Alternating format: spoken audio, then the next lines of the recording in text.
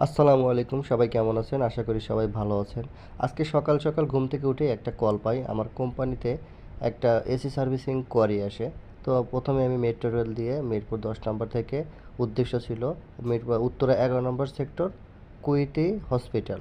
কুইটি হসপিটালে একটা এসিতে আপনার ইনডোর লিকেজ হয়েছে। তো ইনডোর লিকেজের জন্য অনেক কয়েকটা মিস্ত্রি দেখাইছে, কিন্তু কাজ হয় নাই। তারা রোগটা ধরতে পারে নাই।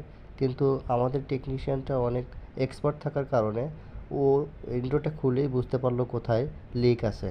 প্রথমে আমরা আউটডোর থেকে কানেকশন ডিসকানেক্ট করে দেই, তারপরে ইনডোর খুলে আমরা লিকটা বের করি, কোথায় আসলে এক্সাক্ট লিক আছে। লিকটা বের করে আমরা লিকটা রিপেয়ার করি।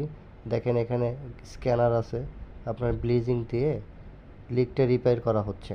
রিপেয়ারের পর আমরা এটা আবার ফুল করে সেট আপ করবো। সেট আপ করার পর আবার গ্যাস দিতে হবে। অনেকেই আছেন যে গ্যাস দেন কিন্তু গ্যাস থাকে না। আসলে গ্যাস না থাকার কারণ হলো লিকেজ।